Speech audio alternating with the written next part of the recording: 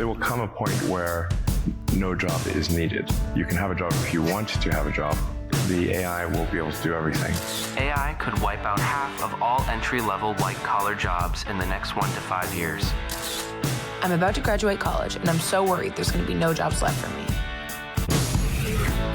Welcome to AI Unplugged, the future of work, unlocking the promise and peril of the algorithmic age. Welcome to AI Unplugged, the Future of Work podcast. This is the podcast where we explore how to make AI work for all of us. I'm Warren Valdmanis. And I am Deval Patrick, and I'm delighted to be here with Warren and our guests every week as we explore the ways where AI can work for all of us. So we are honored to have Chris Zook here today with us. Chris is a former senior partner at Bain & Company, where he co-led the global strategy practice for 2 decades. He's also the best-selling author of the Profit from the Core trilogy, as well as The Founder's Mentality and Repeatability. The Times of London named him one of the world's top 50 business thinkers, and he was inducted into the Thinkers 50 Hall of Fame in 2019. He was also one of my first bosses at Bain & Company in the mid-90s, and I'm lucky to call him a friend. Chris, welcome to AI Unplugged, the Future of Work. Thanks very much. Thanks for your kind introduction. You're unmanageable. The word boss, we can edit out. But, I think, thank you very much, Warren. It's a pleasure to be here. I was going to ask the first question and just what was it like to recover from having managed Warren? And your silence speaks for itself. Warren, please. So, Chris, let's start big. 5 years from now, when U.S. workers look back on AI, do you think they'll see it as a friend or a foe? I think the answer has many segments. But, when you look back at the history of the world and large developments, I would think, number one, AI is probably going to be the largest single human invention in the history of humans. However, the record of these always shows, from railroads in the UK to railroads in America and the hype around them, to development of electricity, to wireless technologies, to the internet bubble, all the way through, has shown a tendency for short-term to be overhyped and overpredicted to be faster and not recognizing the frictions in our institutions and in our world to adoption. And second, has always underestimated the ultimate impact. We never would have imagined the effect of the internet on our lives, which permeates everything we do, from making haircut appointments to, researching who can walk our dog to reading the news. Similarly, I don't think we would have ever imagined the power of the mobile phone, which is a supercomputer in our pocket. And so I think in the case of AI, it's going to be a fairly similar pattern. I believe institutions are going to be a little slower to develop it. I don't think this is going to be a world of instantaneous unemployment with zombies walking the streets, sleeping in doorways, and PhDs in literature out on the street barefoot. No, I think it's going to be a lot of slow and modest adjustments. But when we look back on this 10 years or 15 years from now, it'll easily be the most profound thing ever in the history of the world to shape human lives. Chris, can I just pick on this point about what history has taught us about the introduction of new disruptive technologies and the dire predictions of short-term impact and then what the long-term impact turned out to have been. And we've been talking before recording about an article I remember reading in the New York Times many years ago that referred back to the first ATM and all the first cash machine that I think Chemical Bank put out, and the predictions that it would wipe out a certain rung of banking employees. And at that point, at the point of this article, there were hundreds of thousands of ATMs in America, and 3 or 4 times the number of people working in banking as before. I think we are, all of us, having a hard time processing exactly what this disruption is likely to be. And you mentioned that businesses will catch up, if you will, more slowly, as profound as this change. Policymakers always trail. it seems to me. How would you imagine policymakers, we'll get back to business leaders in a second, but how would you imagine policymakers should think about getting ahead of this disruption and enabling people to take advantage, all kinds of people, to take advantage of the rise of AI? Most of my expertise is in business, Mm-hmm. but I think policymakers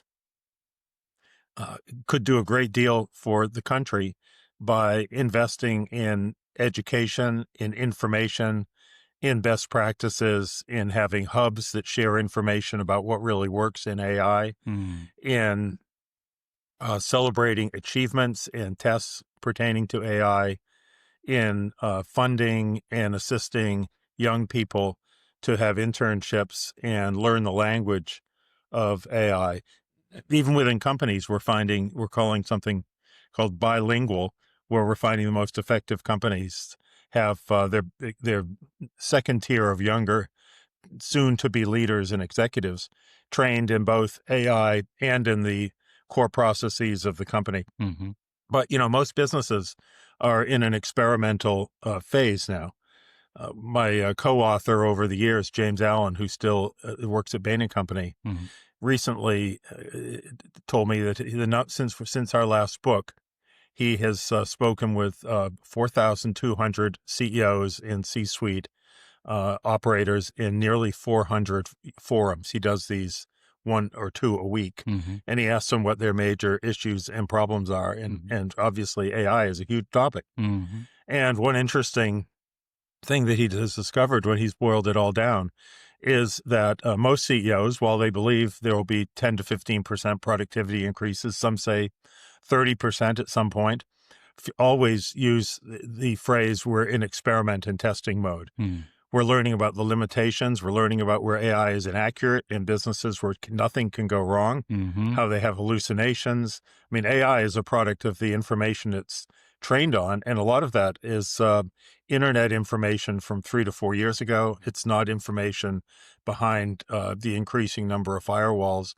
And so it does have limitations, and people are discovering risks and things of that nature. They're also finding that some things can be easily rolled out and others can't. Some companies are actually reducing the number of projects they're doing. So, there's a huge proliferation of testing.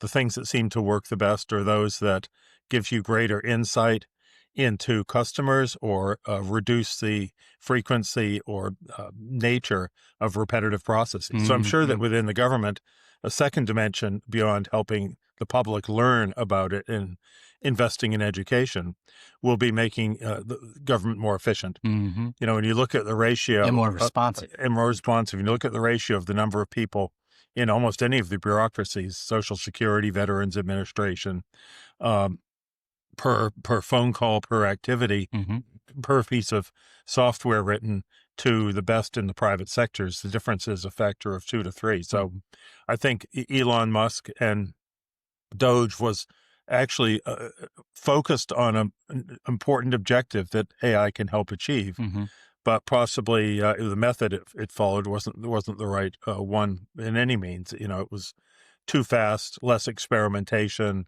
less nuanced, sometimes cruel. But I feel right question, overall, wrong answer. Overall, Yeah. the potential for government on those 2 dimensions is enormous.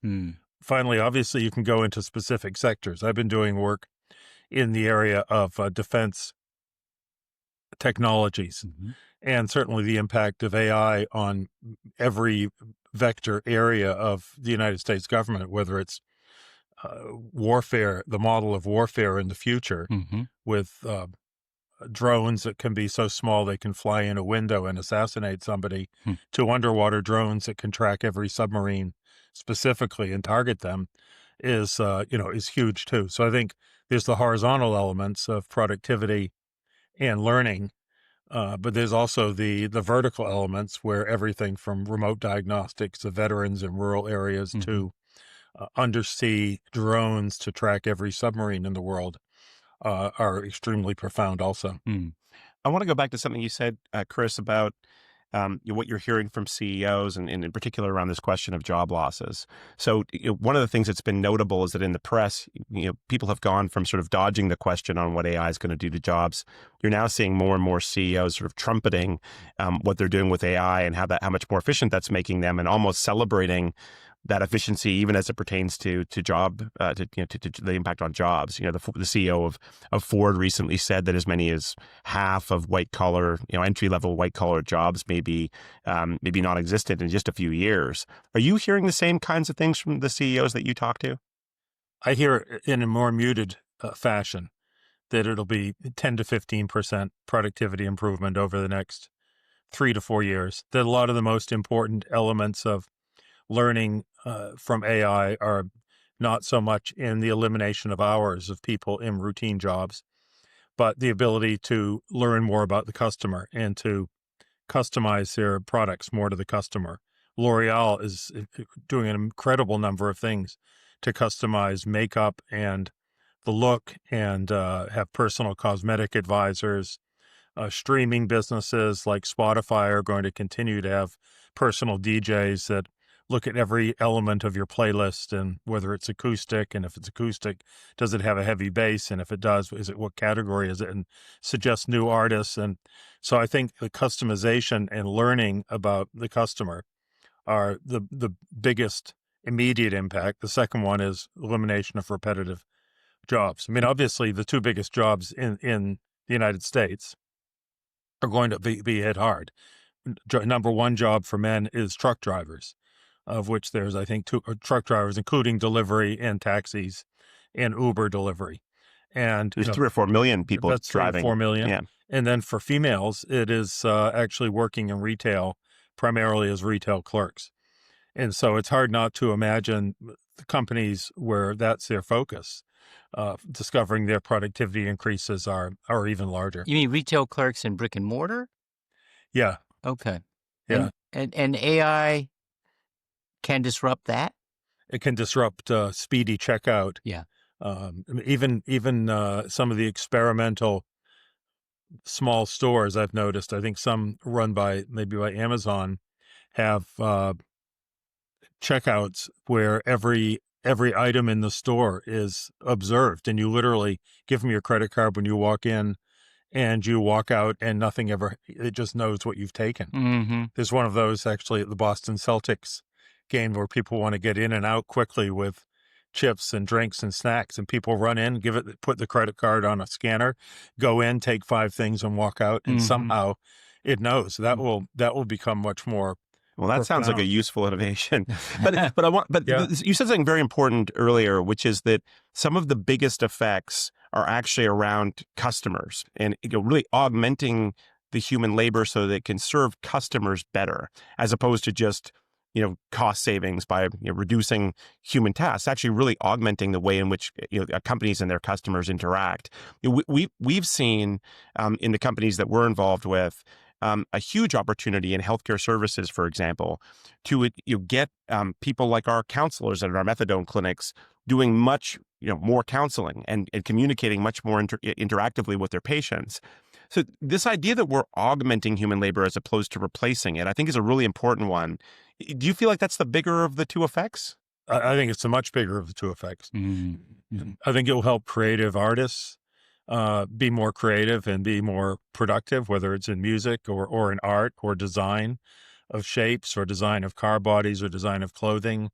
I think it will help people trying to understand their customers better, to customize what they're doing to the customers, whether it's a playlist. I think it will help doctors. My GP is very frustrated having over some enormous number of patients, something like 800 or 900, and 25 to 30% of the average GP's time now is focused upon administrative tasks and filling out paperwork. Mm-hmm. So if you could eliminate that and at the same time give them more powerful diagnostic tools, because a GP has everybody walk in with a cough and a little bit of a fever and some kind of shaking feeling and a pain somewhere else. And if they can put that for the most exotic patterns, that's very powerful and will liberate time for them to really spend time with their patients. The GPs I know are very frustrated that they have to get them in and out like a conveyor belt. And so you see a rise of two-tiered medicine and people who can afford it having concierge doctors they can call on the phone. My wife had her life saved by having a concierge doctor we could get on the phone. My normal doctor, after 20 years, I couldn't possibly have gotten on the phone. And so I think freeing up time to really have direct connection with patients, just as one microcosm, is a very powerful possible consequence of this. You mentioned truck drivers, and there's something like 3 or 4 million people, mostly men, doing that work. There's something like 3 million nurses in the United States today, and something like 50% of what a nurse does is actually paperwork, not caring for the patient, but actually filling out forms, entering data. When you interact with the healthcare industry, you're often spending time just giving them the same information over and over again. And this is a place where AI could have a very profound effect on releasing that time and actually having people get more caring in the caring economy. I think I'm right that is the number one reason cited for nurses who leave the profession, that they anticipated and were drawn to the profession because of their interest in direct patient care, and they are unable to do it. Which kind of brings me to the question: what is the kind of leadership we need right now? What is it? Are there examples of good leaders you've seen who've understood how to use AI to enhance the worker experience and productivity and frankly morale? I think one interesting example to look at on this, I can think of quite a few, is Michael Dell. In the early years of AI, Michael saw this as being profound. Most people were saying it was profound, but I think he saw it quicker and took action on it sooner. And as long ago as 5 years ago, they began training the sort of middle generation, younger generation of leaders on AI. And actually, 3 years ago, created a position as the sort of head of AI to infuse it throughout the company. And it's gradually become more of a element of the entire strategy to be the best friend and most knowledgeable for AI applications for the enterprise, which when Dell went private as a PC company and with Silver Lake, and then became a public company again after combining with EMC and doing a range of other restructuring actions, they created a new mission. And Michael said that in his first talk with the employees, that the Net Promoter Score, the employee enthusiasm, a measure of employee enthusiasm and commitment, was the highest ever in the company after he announced it, which was around enterprise. And I'm sure I think that's even strengthening now that they're bringing AI into the mix and massive amounts of training and testing, but particularly training and encouraging younger people. I think a second thing I see is CEOs thinking about a different way of using and proving AI, which doesn't sound that revolutionary, but we're seeing this a lot more, which is having pilot projects with smart, agile teams made up of people who understand AI, but also understand the core processes, and maybe are what Alan calls bilingual in AI and the core processes, and do experiments on whether AI can either improve productivity, but particularly improve customer accuracy, customer service, customer knowledge, use customer knowledge to adapt the products. And then once you've done that, you are bringing more young people into these teams, which is very motivating. And the method then is, what do you do once you've proven this in an experiment? It's to begin to use the power of repeatable models. I wrote a book years ago called Repeatability, which I always thought was in some ways the book and the idea that never got as much traction as some of the others, and yet I thought it was in some ways a deeper idea. Come on, shamelessly plug it here on no, I'm not into plugging my books at this stage of the game. They're done fine, and we move on. But I think the idea of the power of creating repeatable models. And so to be able to test something in one place, let's say you're using AI to board and deal with passengers faster on a plane jetway, something basic like that. You then roll that out to the rest of the airport. You then roll it out to 2 more airports. You then roll it out to all gateways. And I think the what we call micro battles, which are the super pilots, then leading to propagation through repeatable models, and then it becoming ultimately absorbed really into the fabric of the company and its processes is one thing. I think a second thing we see CEOs doing is, which I've mentioned obviously quite a few times already, is investing in training, particularly for the highest potential 100 people below the executive leadership team who they want to be the future leaders of the company. I think that's a very powerful signal. And, when you look at the power of the most talented people, there's quite a bit of work done by a couple of professors at Harvard Business School that the most talented, productive people are 10 to 20 times more higher value creation than their peers. There's always a spike of those people. And so if you can use AI to motivate them and to feel they're much more on a mission to reshape the world. And I think AI is a world reshaping thing. And if they feel the company is on a mission to reshape and redefine the rules of the game in their industry, and actually go to war against the traditional models of the industry, like you see so often. We did this work called the Founder's Mentality about internal health of an organization. So, how do you know the internal health? Like, we are concerned about our health, and as you get older, you're more concerned about it. And there's tests of chemistries and blood pressure tests and exercise stress tests and all that. And there's a lot of external tests of how businesses are performing on the outside, or any organization. Are they gaining market share? Are they earning profits, et cetera? But if 80% of the success of a company tracks to internal health that then leads to external health, how do you measure that? And so one of the 3 things we found that had a 15 to 20 times, in combination with the others, effect on being a 10-year sustained success company was whether the organization had a motivating and energizing mission for this layer of people all the way down to the front line. And businesses that are, quote, just another bank, just another consulting firm, just another insurance company, you see people drive into work and they park their car facing out, you can count it, so they can get home as quickly as they can and do something else. Whereas the people who feel motivated, they run to work, actually have it facing in. We've tested this once and actually discovered that was true. And that's a huge thing. Right now, only about 15% of people say they're highly motivated by their company's mission and what they're building. But those that are have a jump in how much people are willing to work more, contribute to innovative ideas. AI can help with that.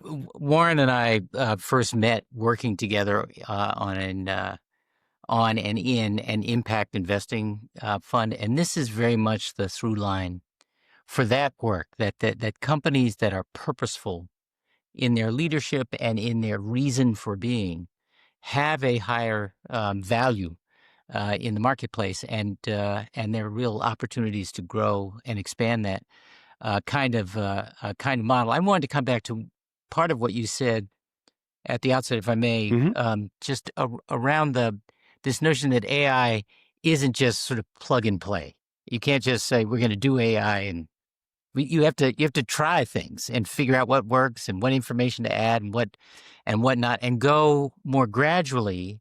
Maybe am I using the right word? Is it gradual? Is that because I don't mean to suggest that these aren't profound changes that can happen quickly. But I think you want to go as fast as possible, but not rush to judgment in a world where AI has only had widespread application for a small number of years, like maybe 2. It's exploded onto the scene, and so it's all we're thinking about. But there are dangers. It's changing. Every rev of ChatGPT can do something more profound. There are going to be much more focused, narrow, niche forms of AI agents that people use, maybe those focused on medical diagnostics that really learn and become more expert. So I think it's at such an early stage where, they did an experiment in one of the AI agents, I think it was Anthropic, where they just tweaked a little bit the parameter of the word the Golden Gate Bridge and said the Golden Gate Bridge is a good thing. And they discovered after a million iterations that it began saying things such as, if you asked it the question, where should I go on vacation? In a large percentage of the time, it would say one thing you want to make sure you include is the Golden Gate Bridge. They even asked it, I have $10 in my pocket. What should I spend it for? And it came back, one of the best ways you can use it is the toll across the Golden Gate Bridge, which is $5 to go there and come back. And so I think we have to realize that those errors and those things can creep in, whether you're an analyst using AI to write your stock reports, it still has to be a little bit checked, or whether you have a business that has mission critical, fail safe things and you're doing coding, they are finding quite a number of bugs in the AI coding of certain categories. Mm-hmm. So I think that organizations like large companies right now, the number of lawyers in the Fortune 500 is 420,000. And it was 310,000 10 years ago. And lawyers are inherently conservative, and they worry about digital rights. They worry about liabilities from things that are done wrong. And when you're in these businesses where you can't have a lot of things done wrong, like transactions, processing, et cetera, we can list many of them, that is an issue. So I think that there will be a coefficient of friction that will and probably should have be a natural braking mechanism. I don't think it means companies shouldn't go as fast as they can, subject to intelligent learning. Mm-hmm. And so maybe the answer is learn as fast as you can, Mm-hmm. and have people who really are going to the conferences and ahead of AI, and people who throughout the company really know what the frontier is, because the learning rate is just so extraordinary right now. I mean, we don't know at the end of the day whether there will be one dominant AI agent, like in a sense there is for Google, which does 85% of the searches, almost a quasi-monopoly, or whether there will be dozens, hundreds of agents.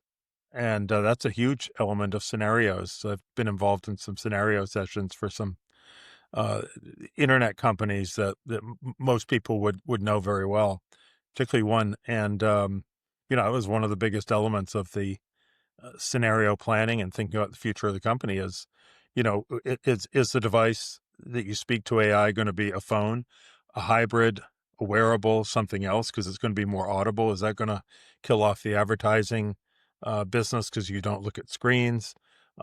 Is it going to be one or two huge monopolies that gain huge power? Is it going to be a diffuse collection of specialized things? And so I think as the industry landscape evolves, companies want to be careful about building partnerships and relationships too much before it becomes clear how it's going to shake out, which I think will be a while. So, Chris, you've spent your career helping business leaders cut through noise and find clarity.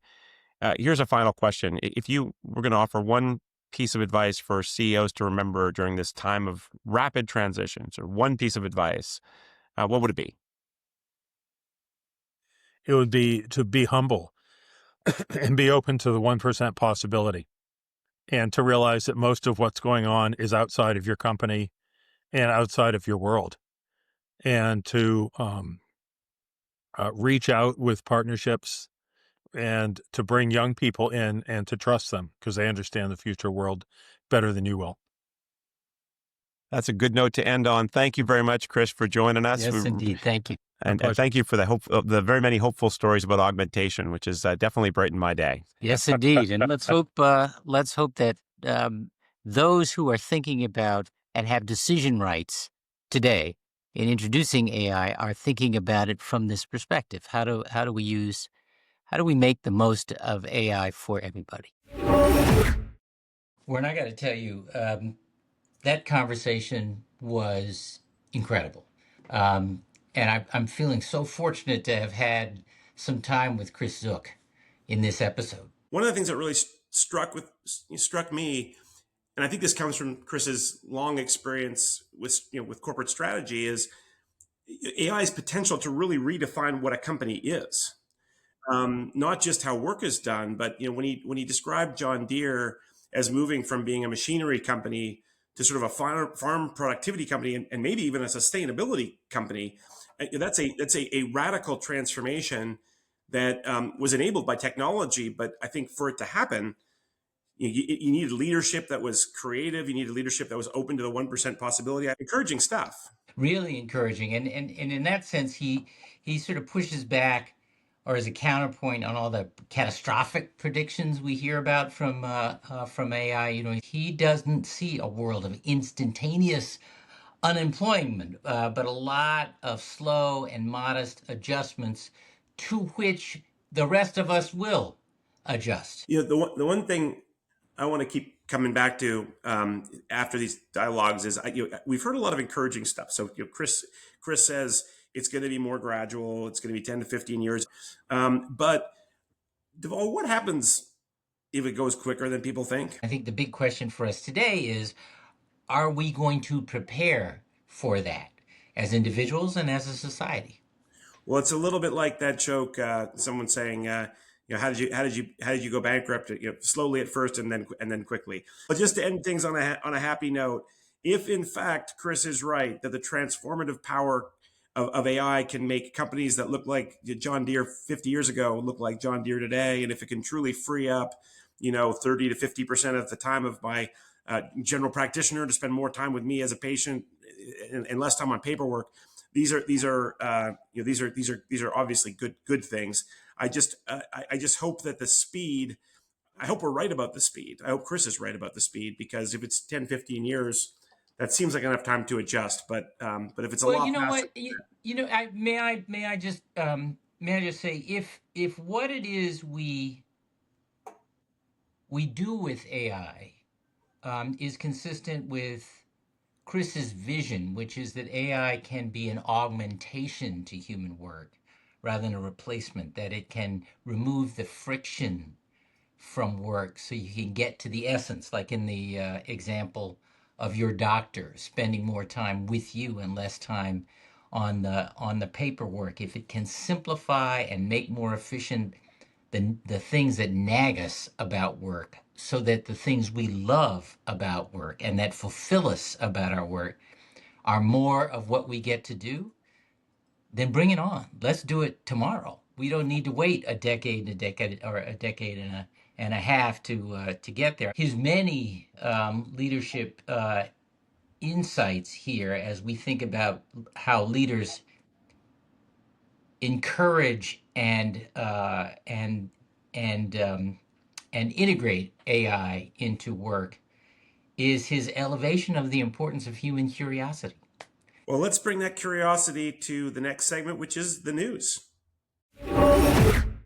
So Deval, I got a good one for you here.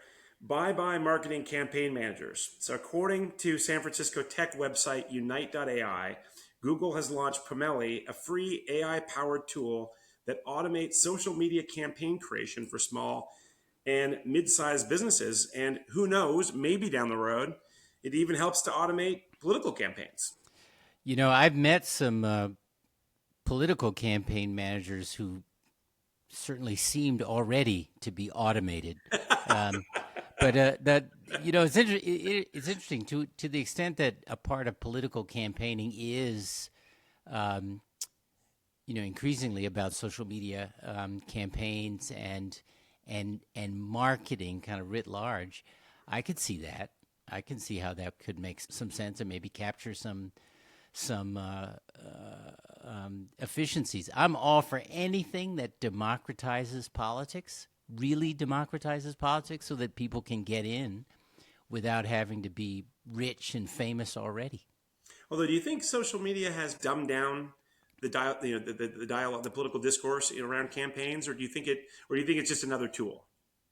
Well, I think it's a tool that's been largely misused. We have, if we were always susceptible to and stuck on slogans, it's just gotten worse now. There's almost no place for somebody who stinks at sound bites like me to have a more full-throated, longer form engagement with the public, except possibly in podcasts, actually. It does seem like that this is a forum where you can actually get more nuanced ideas across, which is one of the reasons why I really like it. Well, and at a minimum, at least be excused for your ahs and ums and pauses and the rest. Listen, here's one. Musk to rewrite history with AI. The Times of London reports that Elon Musk, the world's richest man, is financing a new age of archaeological projects that seek to use AI to find ancient clues and fill in knowledge gaps. Speaking during a ceremony in Rome, Musk said, quote, "Rome constitutes a large part of the history of Western civilization," close quote. I think that's about all he said. Anyway, AI, he said, would fill knowledge gaps by writing, quote, "a new history book based entirely on ancient material," close quote. What do you think about that? Well, look, if AI can help us get more interested in history, I think that would be a fantastic thing. Maybe it would help us to put this new technology better into context. I think one of the scary things, and I think we've heard this now through the opening episodes of this season, has been that not everyone sees the parallels in history and learns from them, especially as it pertains to work. Finally, today, AI's license to kill. Good headline. CNBC reports that former Google CEO Eric Schmidt has warned that AI models are susceptible to hackings. Speaking at a recent conference, Schmidt said, "There's evidence that you can take models, closed or open, and you can hack them to remove their guardrails. So in the course of their training, they learned a lot of things. A bad example would be that they learn how to kill someone." So this gives me the chills, because this notion that hard as we have tried to impose guardrails, those who are willing to try to do so, that they can be hacked, that the care taken to build a responsible model can be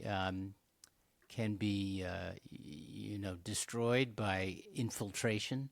I think we had to pay a lot of attention to that, because, frankly, just today in our communications and in our information flow, there are nation states who are bad actors. There are folks domestically who sow radicalization for fun and for profit, and we have shown very little appetite so far to really try to control for that and to impose guardrails. And my hope is, as we've been talking about responsible AI development, that we will have guardrails, but we need to be mindful. There will be folks who want to hack those guardrails for the sake of creating chaos alone. How is policy going to be able to catch up with this issue? We've got a long history of relying on the companies themselves to regulate themselves. We don't yet have a regulatory framework to deal with these kinds of things, do we? We don't, and we've been stuck. It's really interesting. In the case of social media, we've been stuck on this really important concept of free speech, which is actually, as I think about it, not the issue. It's not free speech, it's free reach, meaning, you can say what you want, but you're not entitled by the Constitution or anything else to have that broadcast. Well, as we focus on this question of the future of work, we obviously run into these kinds of adjacent problems. Hopefully, this is another area where there'll be increasing focus. I think that's all the time we have for today, and we will look forward to seeing you all next week. This is goodbye from my partner, Deval Patrick. And over and out from my partner, Warren Valdmanis. See you next week.